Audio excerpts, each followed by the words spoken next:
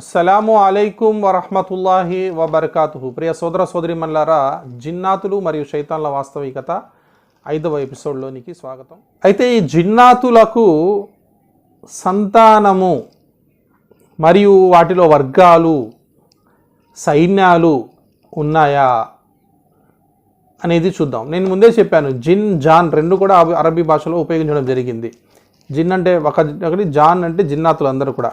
వఖలకల్ జాన్న, జిన్నాతులను అని అల్లాహ్ తబారక చెప్తున్నాడు. అయితే ఖురాన్ గ్రంథంలో జిన్నాతుల యొక్క సంతానం ఉంది.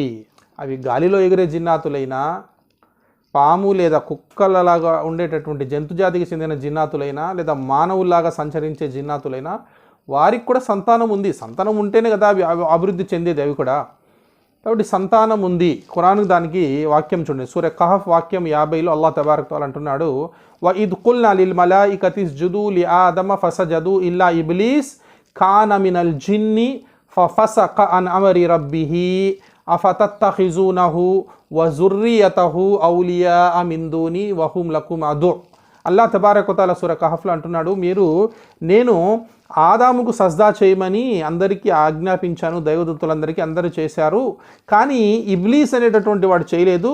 కానీ వాడు దైవదూతల సంతతికి చెందినవాడు కాదు, కానమినల్ జిన్ని, వాడు జిన్నాతుల సంతతికి చెందినటువంటి వాడు. అతను అల్లాహ్ యొక్క ఆజ్ఞను ధిక్కరించాడు. అఫతత్తఖిజూనహు, ఓ మానవులారా, మీరు అతనిని వజుర్రియతహు, అతని సంతానాన్ని, ఔలియా మిందూని, నన్ను విడిచిపెట్టి వాళ్ళని మీరు కార్యసాధకులుగా చేసుకుంటారా? మానవులు జిన్నాతుల్ని ఏ విధంగా కార్యసాధకులు చేసుకుంటున్నారనేది పెద్ద సబ్జెక్ట్, తర్వాత చెప్పుకుందాం.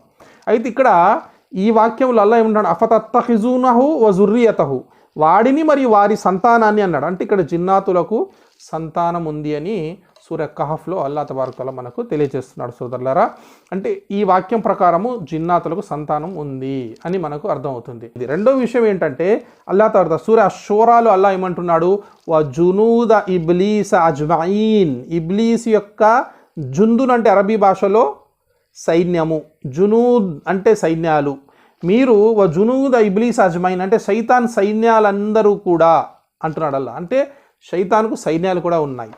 శైతాన్ ఏం చేస్తాడంటే, ఓ జునూద ఇబ్లీస్ అజ్మైన్ అంటే ఇబ్లీస్ యొక్క సైన్యాలు, అంటే ఇబ్లీస్కు సైన్యాలు కూడా ఉన్నాయి. ఖురాన్ గ్రంథంలో కూడా అల్లాహ్ తబారక తఆలాతో శైతాన్ వాగ్దానం చేస్తున్నాడు, నేను నా యొక్క పదాతి దళాలతో, అశ్వ దళాలతో నేను మానవుల మీద అటాక్ చేస్తాను అని సూర బనీ ఇస్రాయిల్లో శైతాన్ చెప్తున్నాడు, ఇబ్లీస్ చెప్తున్నాడు. కాబట్టి శైతాన్ ఏం చేస్తాడంటే, నీటి మీద తన సింహాసనాన్ని ఏర్పరచుకొని తన సైన్యాలను తయారు చేసి మానవులను పెడద్రోవ పట్టడానికి, వాళ్ళలో అల్లకల్లోలాలు అరాచకాలు లేపడానికి ఈ యొక్క సైన్యాలను తయారు చేసి పంపిస్తూ ఉంటాడు భూమి మీదకి. ఇక్కడ మొదటి వాక్యంలో ఏమర్థమైంది, శైతాన్ యొక్క సంతానం ఉంది. ఇక్కడ శైతాన్ యొక్క, ఇబ్లీస్ యొక్క సైన్యాలు ఉన్నాయి, అంటే వాళ్ళలో సైన్యాలే ఉన్నాయి, అంతమంది ఉన్నారు.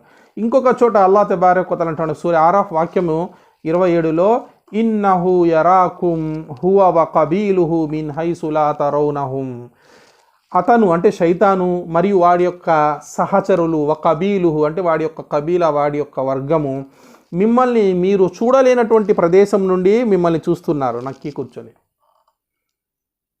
జిన్నాతులని మనం చూడలేము, కానీ వాళ్ళు మనల్ని చూస్తున్నారు, మనల్ని కనిపెట్టుకుని ఉన్నారు, మనల్ని మార్గభ్రష్టత్వానికి గురి చేయడానికి, లేదా ఇతర మనల్ని కష్ట నష్టాలకు గురి చేయడానికి. కాబట్టి ఈ వాక్యంలో మనకు అర్థమయ్యేటటువంటి విషయం ఏమిటంటే, ఈ యొక్క శైతానుల్లో కూడా, అంటే జిన్నాతుల్లో మరియు శైతానులలో ఎన్నో వర్గాలు ఉన్నాయి, తెగలు ఉన్నాయి, జాతులు ఉన్నాయి అని మనకు అర్థమవుతుంది. కాబట్టి సూర కహఫ్ ప్రకారము శైతానుకు సంతానం ఉంది, మరియు వారి యొక్క సైన్యాలు కూడా ఉన్నాయి, మరియు అతని యొక్క వారిలో తెగలు కూడా ఉన్నాయి అని మనకి ఇక్కడ ఖురాన్ గ్రంథం ద్వారా అర్థమవుతుంది. ఇన్షాల్లా మరొక జిన్నాతుల్లో మంచి వాళ్ళు, చెడ్డవాళ్ళు కూడా ఉన్నారు అనేటటువంటి అంశంతో ఇన్షాల్లా తర్వాత ఎపిసోడ్లో కలుసుకుందాం. అస్సలాము అలైకుం వరహమతుల్లాహి వబర్కాతుహు.